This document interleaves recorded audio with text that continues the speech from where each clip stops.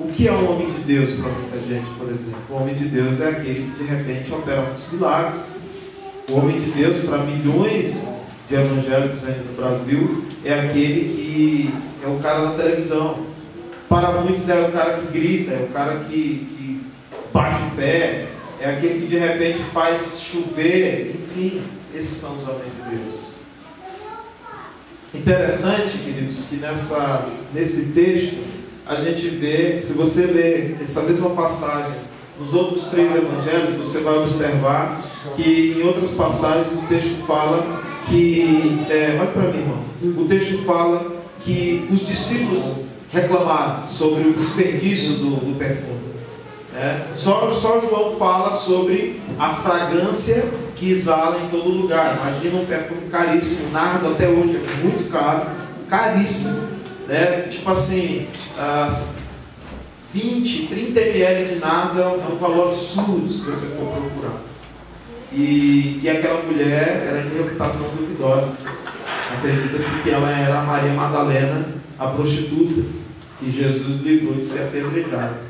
Ora, a gente tem um quadro legal, a gente tem um quadro meio que evangélico ali na fala de Jesus com os discípulos. Ele estava na casa do Lázaro que ele ressuscitou, estava com os 12 dele e com alguns discípulos. E você sabe que quando a Bíblia fala sobre os 12, mas também fala quando Jesus estava com os discípulos. Então, de repente, estava lá a igreja reunida. Talvez lá o meu irmão Petrópolis estava lá em Pedro, estava frio, Macaé, e Campo Grande, estava todo mundo lá jantando com Jesus.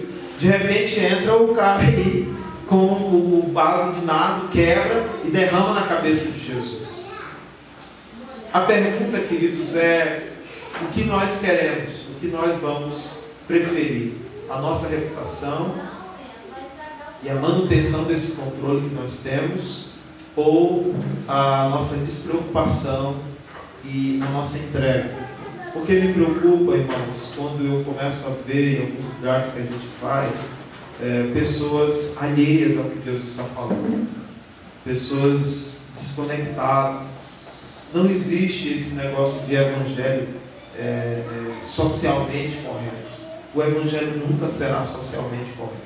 O evangelho sempre será contra a cultura. A igreja não tem que ser popular, porque o tempo em que ela mais foi relevante, que ela cresceu com relação a impacto no mundo, foi o tempo em que ela era perseguida. Nós precisamos ressignificar o sentido do chamado de Deus para nós, porque muitos de nós estamos fazendo do evangelho uma religião muito boa. Porque vamos combinar, irmão, a gente vem no culto, a gente recebe uma oração, a gente ouve um bom louvor, ouve uma boa palavra, você dizima, né? Você dá seus 10% de dízimo, a sua oferta, e você vai embora. E ótimo, você repete isso durante 10 anos, 20 anos da sua vida. É maravilhoso. Só que o X da questão está em que Deus ainda está procurando por pessoas que vão se disponibilizar a buscá-lo e clamá-lo para que ele possa intervir na história da humanidade. Essa é a minha preocupação. Quando eu falei no começo sobre uma igreja politicamente correta, uma igreja muito polida, muito certinha, né? Eu não sou contra novos modelos de igreja, novos tipos de igreja. Eu acredito que dentro de um certo limite, entre aspas, tudo é válido, né? Salva as devidas proporções sobre a maneira que cada um conduz. Mas o que me preocupa, irmãos, é começar a ver um grupo cada vez maior de irmãos que estão deixando de queimar por Jesus, estão deixando de viver intensamente por Deus. Pessoas que estão negociando o seu chamado, negociando a paixão por Deus por causa de uma reputação. Então a gente deixa de achar, de entender a necessidade do clamor, a necessidade de você se entregar outra vez, a necessidade de renovar, de tirar a cinza. São conceitos básicos da nossa fé. São receitas de bolo que a gente ouviu e tem ouvido ao longo do tempo em que você se converteu. O problema é que nós somos especialistas em complicar o simples.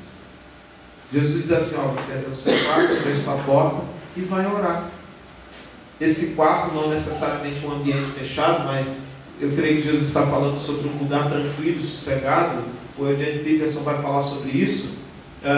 Então ele diz assim, vai orar, e o Pai que revela em secreto vai te recompensar. Mas nós vamos criando, ou vamos agregando personagens ao longo da nossa caminhada, e aí a gente começa a envelhecer no Evangelho, e quando você se espanta ao longo de 10 anos, 5 anos, 1 ano que seja, você não é aquele carinha que se converteu e que era o chorão da igreja. Você não é mais aquele cara que era faminto pela Bíblia.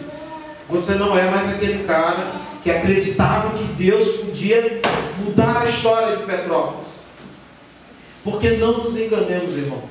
Não nos enganemos com a falsa aparência que a cidade transmite para nós.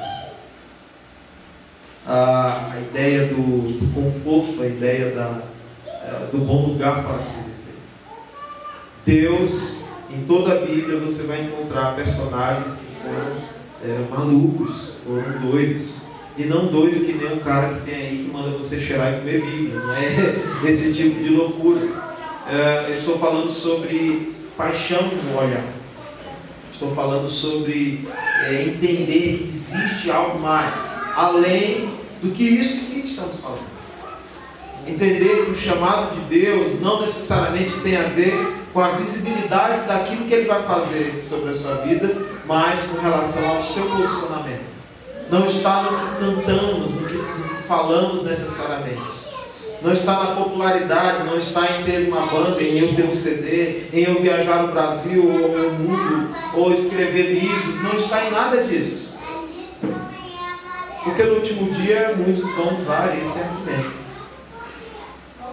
Se a gente for pensar naquela mulher entrando naquela casa ali e no meio de tantos bons religiosos, bons crentes ali, vamos dizer assim, aquela mulher de reputação duvidosa, talvez ela, se a gente for conjecturar, ela não estava mais nem aí, porque ela já não tinha mais reputação mesmo, então ela foi lá, não está nem aí, já foi.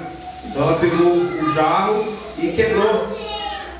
Talvez se fôssemos nós íamos fazer igual os discípulos, igual Judas. A gente ia calcular, a gente poderia, como o pastor falou aqui, o testemunho. O triste é testemunho, né? E que bom que ele ouviu Deus e deu certo. Porque nós somos assim. Não é ele que é assim. Nós somos assim. Nós somos calculistas.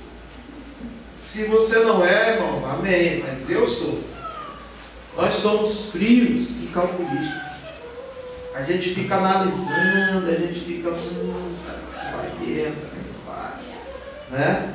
Isso é bom até certo ponto, porque você também não se torna tão bobo, inocente, de acreditar em tudo que te dizem. Mas chega num lugar, num ponto em Deus, irmãos, que nós temos que decidir quem Deus é para nós. O que Deus é para você? Porque se Ele é tudo, então por que temos tantas reservas? Se Ele é tudo para nós, então por que nós vivemos como se Ele às vezes não existisse? Se a oração é o caminho, por que não oramos? Se conhecer o caminho para conhecer está com Sua palavra, então por que não lemos? Você está entendendo? Porque vivemos de porções que nos dão. Igual aquela ave que come, mastiga e pega a comida mastigadinha, o passarinho abre a boca e ela coloca a comida lá na boca do passarinho mastigado. Por quê, então? Porque é mais confortável, irmãos. É mais confortável. É muito mais confortável. Vivemos a nossa vida como ela está.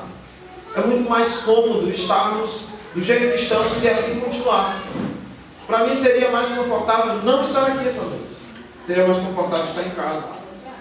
Na verdade, seria mais confortável não estar em Curitiba, sem saber como vou pagar o aluguel desse mês. Mês passado, eu estava num outro lugar, pregando, e eu disse assim, esse mês, eu não sei como eu vou pagar o aluguel. Você está entendendo? Seria mais interessante eu estar no Maranhão. Talvez seria mais interessante eu estar trabalhando em outra coisa, com a comodidade de um salário. Não estou falando sobre você largar seu trabalho, estou contando a minha história. Por quê? Porque Deus, quando resolve escolher você, Ele vai tirar você do lugar de conforto sempre. E se você está confortável, então Deus não está movendo você. Então você está no controle da sua reputação. E isso pelo menos é um alarme para mim. Quando a gente começa a ser muito crítico, a gente começa a ser muito analítico, a gente começa analista, enfim, a gente começa a não ler a Bíblia, a gente começa a não jejuar, a gente não chora, ou chora pouco, ou chora menos. Para mim, alguma coisa está errada. Porque eu olho para a Bíblia, eu olho para os encontros dos homens e mulheres que se encontraram com Deus na Bíblia, eu olho para a história, eu olho para os avivamentos da história, eu olho para os mártires, e eu enxergo sempre neles a mesma marca. Eles foram intensos. Meu maior medo, irmãos, meu maior medo é envelhecer e me tornar um pastor seco, um cara seco, um cara que domina. Eu sei pregar, eu trouxe meus esboços, eu chego aqui, eu já domino a parada. Se eu chego nos Paranauê, já chego aqui, já jogo a frase de efeito aqui, a frase de efeito ali. Você acha legal, você sorrir e tal, aquela coisa. E aí, beleza, show de bola. Aí eu gravo CDs, e aí eu escrevo livros, e aí eu me torno um cara conhecido e maravilhoso. E aí meu canal no YouTube bomba, até que seria legal. E aí me torno aí uma subcelebridade. Começo a viver dentro de uma bolha, onde eu começo a não mais responder às pessoas.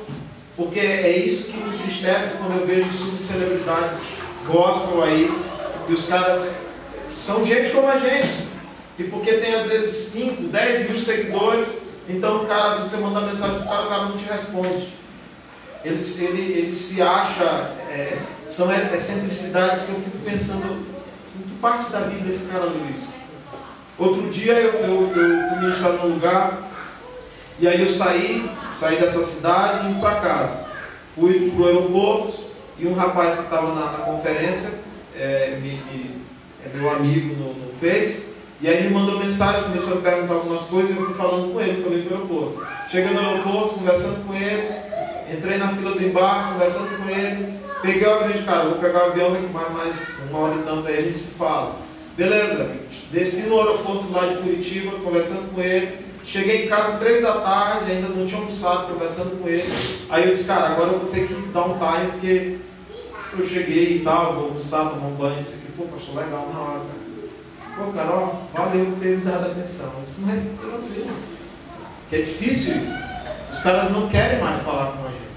Eles vão, ministram nas igrejas, taca fogo, libera, mas tipo assim, saiu igual artista, sai, acabou aquilo ali. Quando você fecha o olho, entrega o microfone pro Molina, Fernando já foi. Entende? Eu disse, não, cara, mas o princípio básico é disponibilidade. É você ser acessível.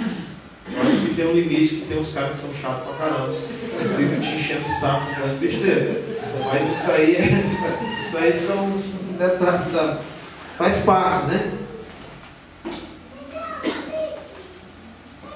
Mas a grande questão, irmãos, é que a gente começa a ficar duro demais. A gente começa a não mais acreditar na novidade de vida, entende? Eu acredito no evangelho simples, irmão. Eu acredito nisso. Eu acredito que o segredo, eu espero envelhecer pregando isso. Eu espero envelhecer acreditando e pregando que orar, jejuar, ler a Bíblia, evangelizar e influenciar ou discipular pessoas é a receita para qualquer pessoa, em qualquer época da vida dela com Deus. O problema é que a gente não faz isso. A cruz está longe de muitos dos nossos caminhos.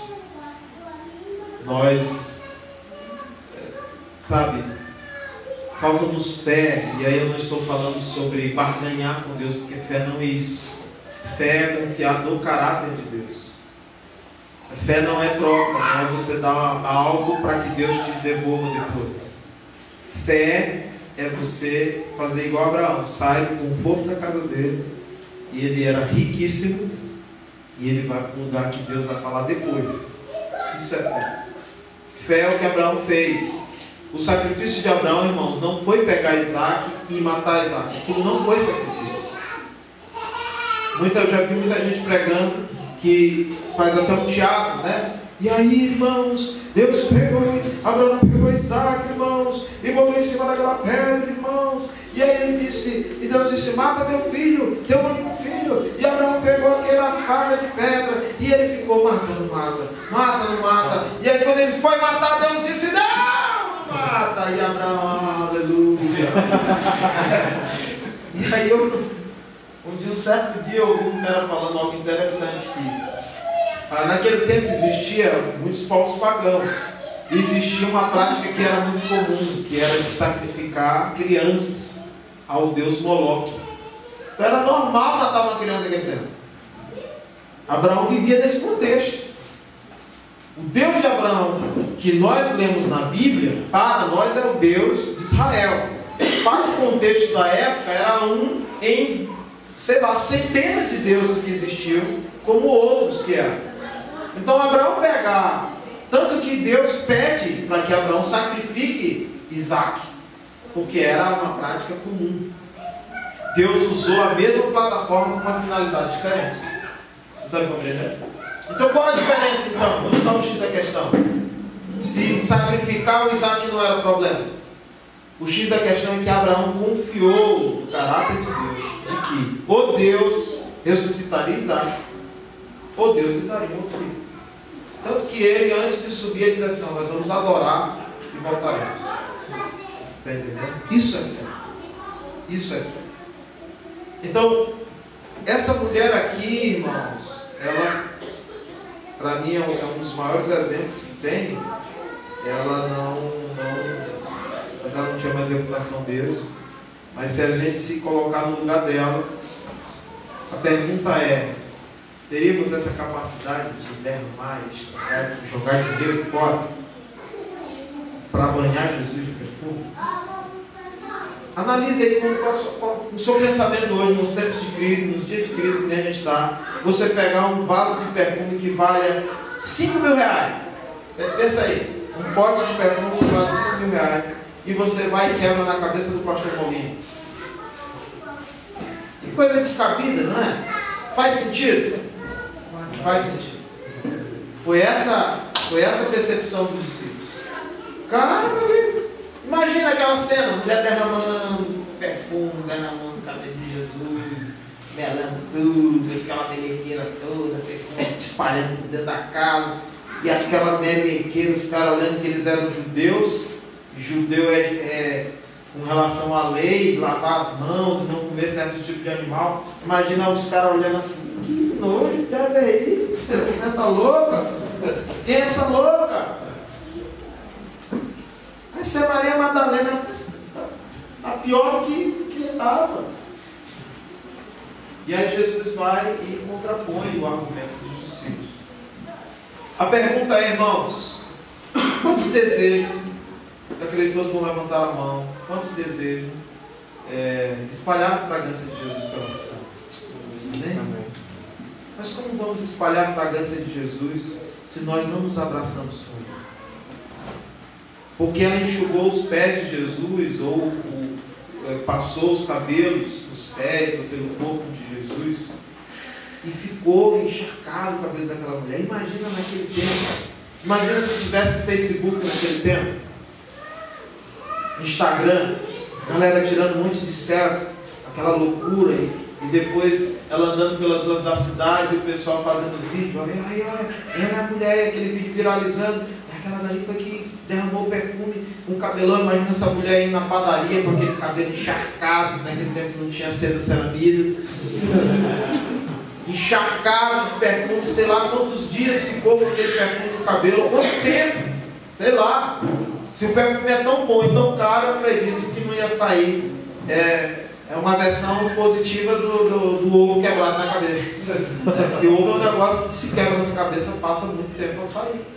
Imagina aquela mulher indo no açougue, indo na padaria, vamos aqui contextualizando, e ela com aquele cabelão, como toda judia que se preze, molhado de perfume, encharcando todo o ambiente por onde ela ia. Mas ela não, para isso ter acontecido, ela não teve o precioso de sua reputação. Ela não manteve o poder. Você está entendendo? Essa é a mesma mulher. Olha lá comigo. Lucas 10. Lucas 10, 38.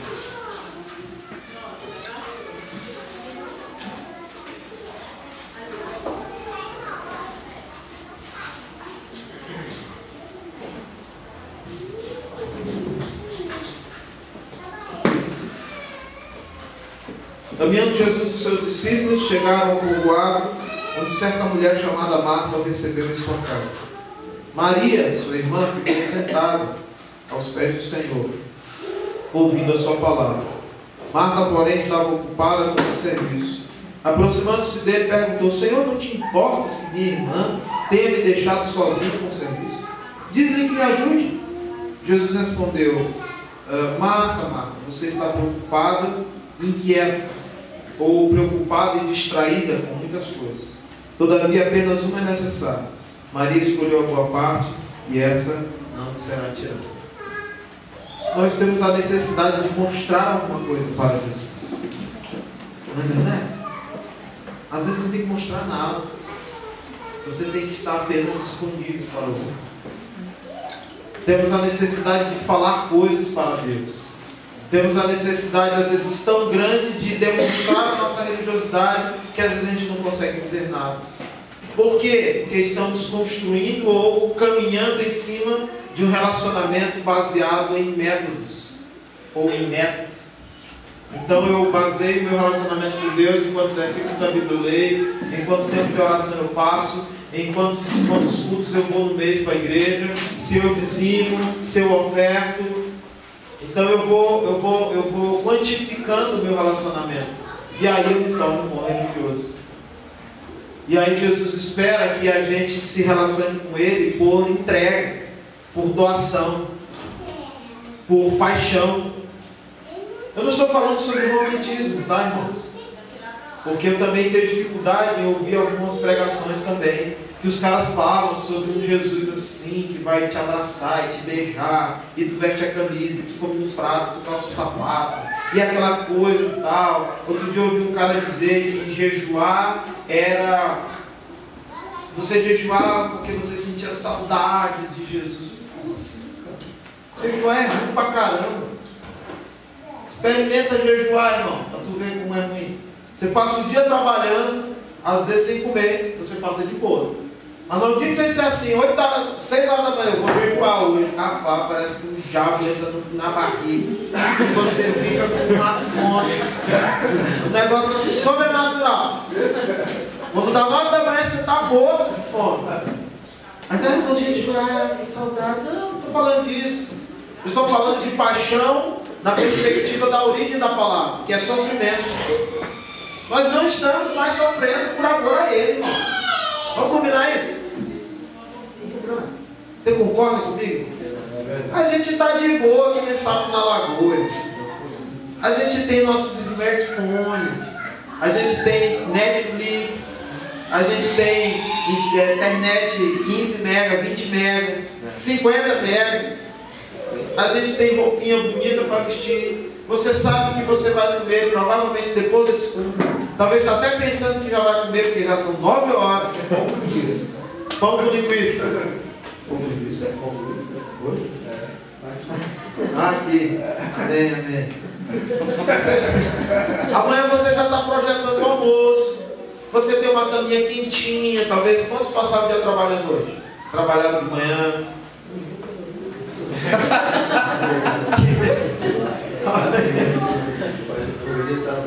Hoje é sábado? Não tem lugar por aí que sábado não existe.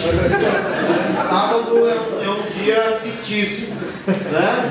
Mas você sabe, você tem controle da sua vida. Você tem 50 centavos, R$1 que seja dentro da sua conta, no seu bolso, na sua carteira, na sua casa. Ou seja, você e eu estamos entre os 8% da população mundial dos mais bem-sucedidos da Terra. os que têm algum eletroeletrônico, smartphone, por exemplo, os que têm algum centavo na sua conta bancária, os que têm cama e comida e roupa e um teto para morar, alugado ou comprado.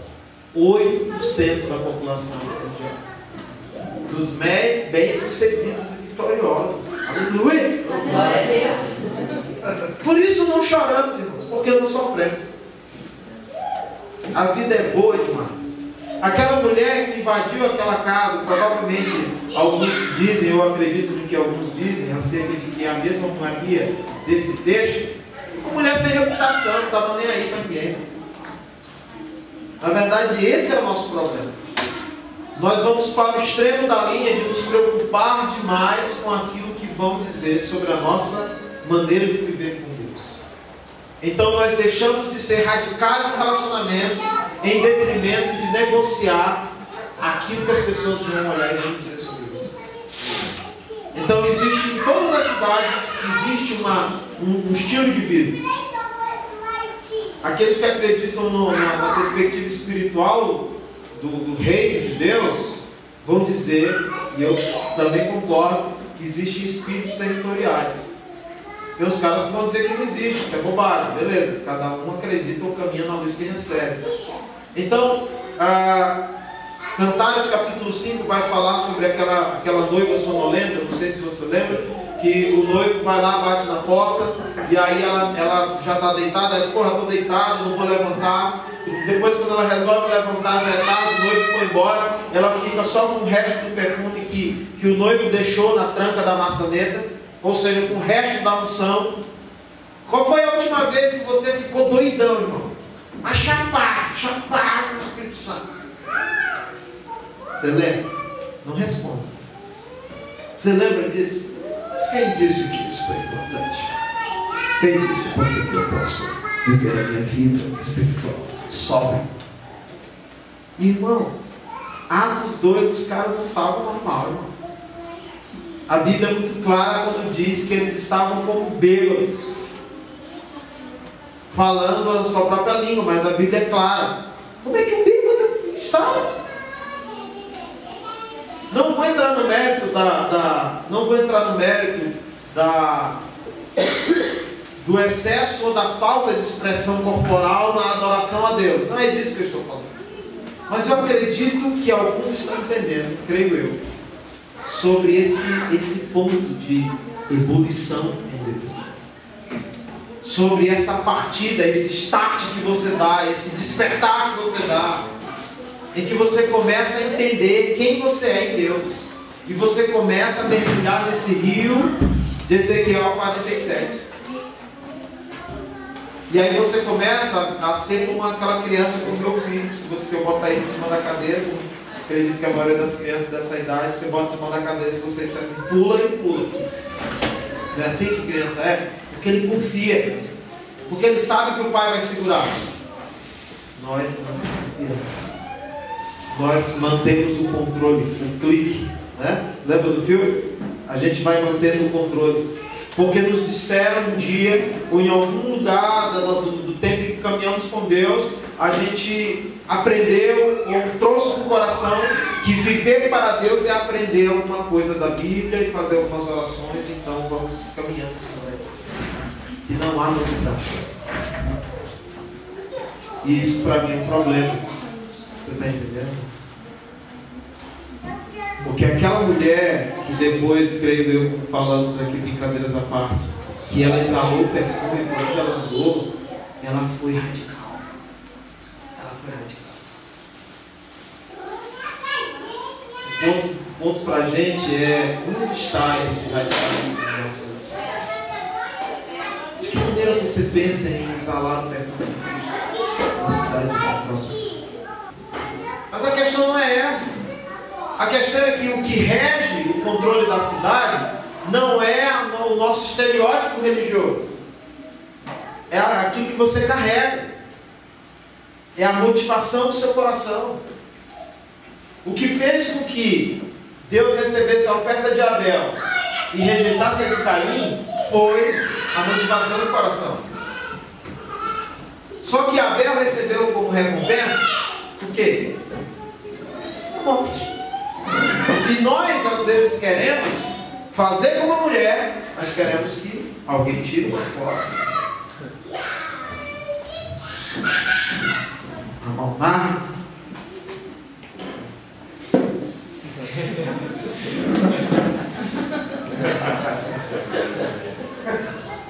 é assim que a gente está hoje. Não é verdade? Eu vi uma história muito engraçada um tempo atrás, de um cara que disse que recebeu um toque de Deus poderoso demais, um fogo queimou o coração dele e tal, e que ele quase morre, o osso dele quase sai do corpo, e aquela coisa foi uma experiência de punk, de fly, de flame, de glória. Nossa, transcendental. Aí beleza, ele contando, de repente ele me vem com um negócio, uma paradinha, um vídeo, olha aqui, ele tremendo, e o vídeo ali, assim, cara, estava tendo uma experiência, parou para gravar. Ai, irmão, eu não estou dizendo que você tem que sair do Facebook. Eu já saí, já voltei. Recentemente tive essa crise. Já saí, voltei, né? Estou me entender de novo com a rede social. Mas a questão, irmãos, é que nós estamos aí entorpecidos, adormecidos. Vivemos com dínamos ou dunamis, como se fosse. Como você tem dinamite dentro de você, que é o que fala em Atos 1:8, mas recebereis poder, recebereis bomba. Se fosse uma tradução livre nossa aí, vocês receberão bomba ao descer sobre vocês o Espírito Santo de Deus, e vocês serão testemunhas. Testemunha é alguém que fala com propriedade do que viu, do que presenciou. Nós falamos como alguém que decorou o discurso, não como alguém que vive aquilo. Porque os 12 de Jesus, os primeiros discípulos de Jesus, foram capazes de influenciar quase o mundo inteiro da época. Os primeiros 200 anos da igreja foram os 200 anos de mais impacto, proporcionalmente, ao longo de toda a história. Por quê? Porque eles viram o Senhor. Porque eles tiveram uma experiência que mudou a vida para sempre. Porque eles não amaram a reputação. Porque eles não tiveram apego ao controle das suas vidas. Porque eles optaram por não viver uma vida corretamente religiosa. Você acha normal? Você se acha normal? Quem se acha normal? Ah, que bom que só tem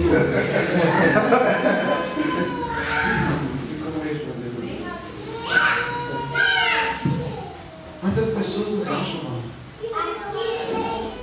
As pessoas que nos observam nos conhecem. Você está entendendo?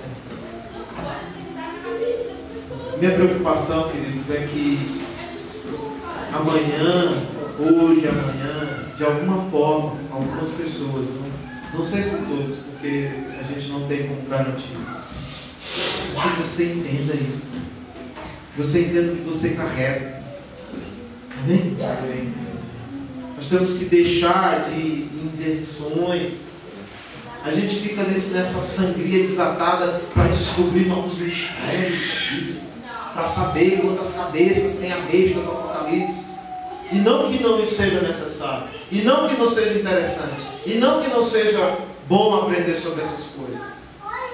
Mas o básico, o trivial, a gente ainda não consegue fazer. A pergunta é, nas ruas de Petrópolis, no seu dia a dia, no seu trabalho, na sua escola, aquilo que você faz, as pessoas enxergam a paixão de Jesus nos seus olhos. Quando você fala de Jesus, será que as pessoas leem alguém que está falando de uma paixão que carrega? Ou será que as pessoas nos leem como bons religiosos, como outros que decoram? É uma pergunta interessante.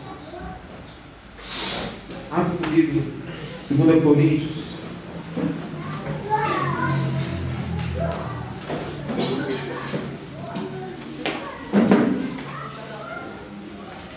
Coríntios 2,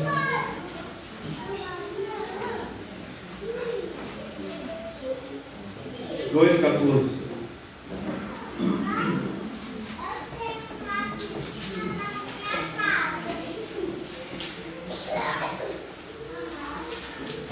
Amém?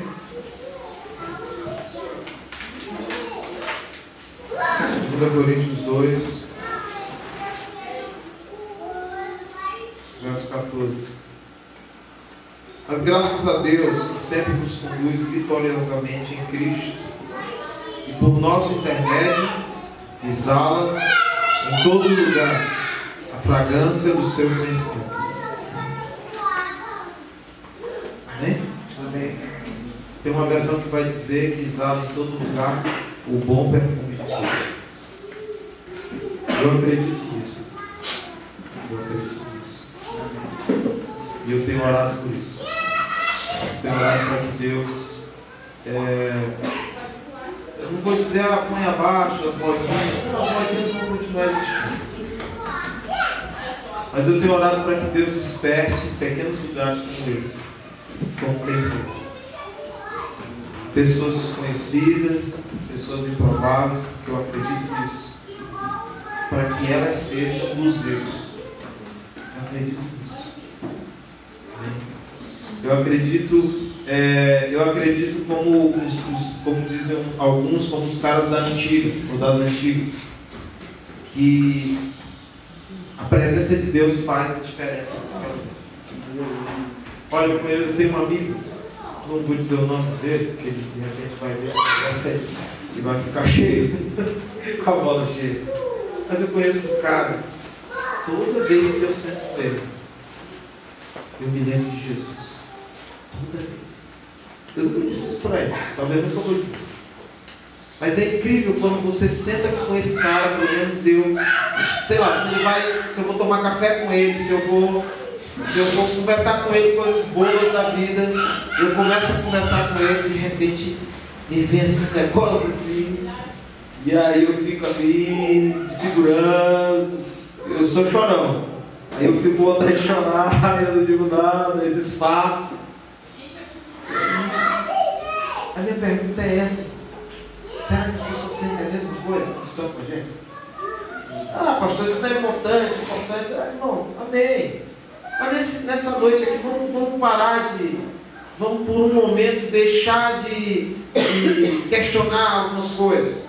Vamos nos perguntar sobre o que carregamos de Deus, se isso tem produzido na nossa família, no nosso ambiente de trabalho, com os nossos relacionamentos interpessoais, se isso produz esse cheiro é esse. Não é boticário. Eu ando me perguntando isso, porque nós somos tão bons, irmãos, de questionar, de criticar. Está aí a internet para provar isso, não é verdade? É tanta discussão, é tanta alfinetada, é tanto teólogo, tanto doutor da lei, cientista, filósofo que nunca leu um livro. E aí o básico a gente não consegue fazer. Nós temos relacionamentos rachados, nós temos perdões a serem liberados, nós temos problemas com os nossos pais, com o marido, com a esposa. Nós estamos nos relacionamentos, às vezes, pessoas estão com um relacionamento errado no namoro, com negócios escuros. E aí a gente se engana, porque a gente veste uma reputação. Ninguém conhece você, só Deus, não é verdade? Só Deus conhece você. E aí, em nome de manter essa reputação, a gente não se entrega, a gente não se doa, a gente não queima, sabe? A A gente não... 300. Você assistiu 300, irmão? Eu acredito naquele negócio ali. 300 caras doidos que foram desafiar a peça, os caras da peça, não sei quantos milhões. E aí o Rodrigo Santoro aparece lá e diz: "Você é louco." É isso aqui. Ou acreditamos e morremos assim, ou então desista de servir a Deus. É nisso que eu acredito. É isso que me faz continuar viajando. Recentemente eu pensei em parar de viajar. Eu não viajo muito, mas às vezes preciso viajar por muitos dias. Antes de eu viajar mesmo, essa noite, sexta-feira, de quinta para sexta, aí meu filho tem idade de um dos filhos do Molino, e aí ele já fala tudo e tudo e tal. Aí ele viu a mãe na mala: "Você vai sair, papai?" "Eu vou viajar." "Papai, mas tem igreja aqui perto. O senhor prega aqui perto." Aí ele disse assim para mim, me deu vontade de eu chorar. Ele disse assim: "Me deu vontade de chorar agora." Aí eu abracei ele, também deu vontade de eu chorar. Aí eu não chorei, fiquei, abracei ele. Aí ele desceu, falou para minha esposa: "Mamãe, eu não tenho vontade de chorar." E aí eu fiquei pensando: cara, você viaja, porque, irmãos, eu vivo pela fé. Eu vivo pela fé.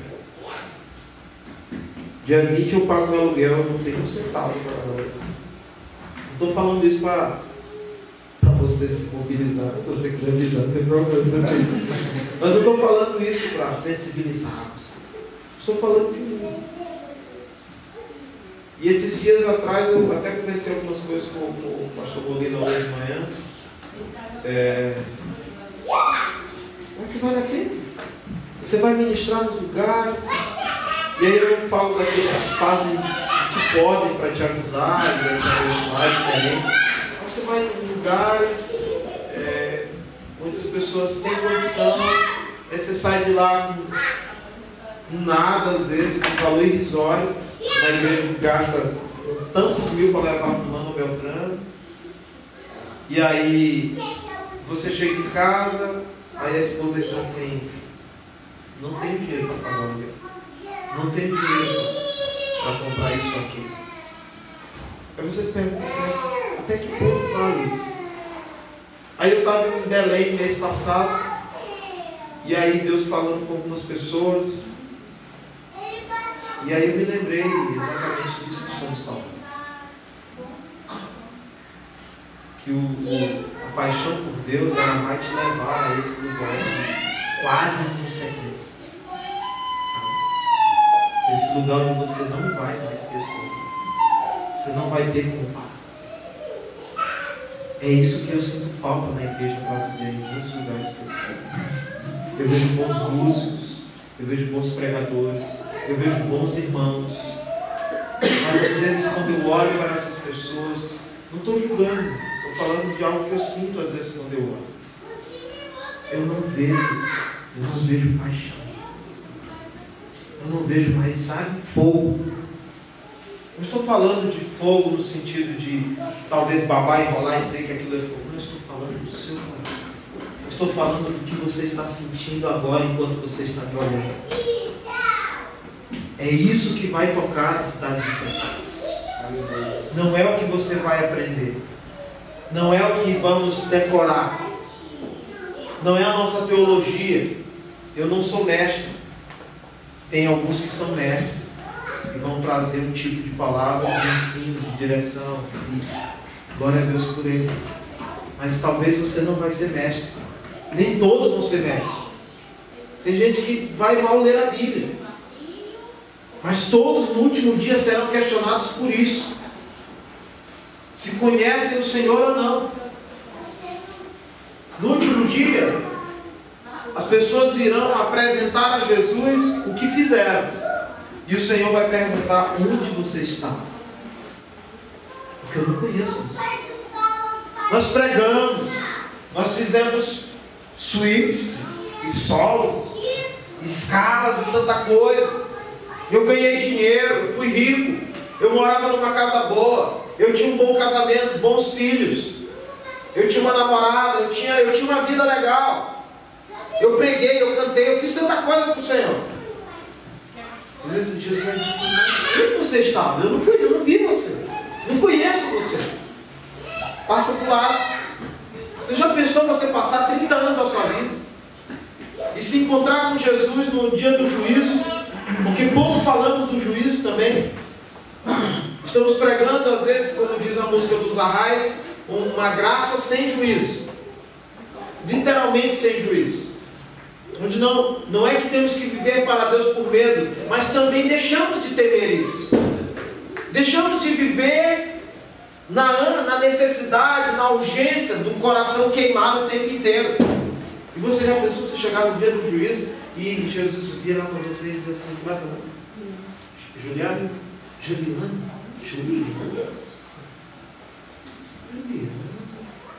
Gabriel, puxa a ficha aí. Juliana Francisca Maria da Silva. Não, senhor, não está aqui não. Já pensou no desespero? Isso às vezes me torna.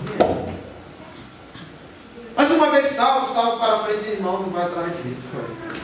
Não vai entrar nessa disputa de Calvino e Arminio. Entende? Não precise sofrer danos na sua vida pessoal para você entender que lugar você tem que ir para Deus. Não se apegue a essa reputação religiosa. Não se apegue. Não se apegue. Você está entendendo? Nada disso aqui. Nada disso aqui move o coração de Deus. Nada. Nossas canções não movem Deus. Não se engane com isso.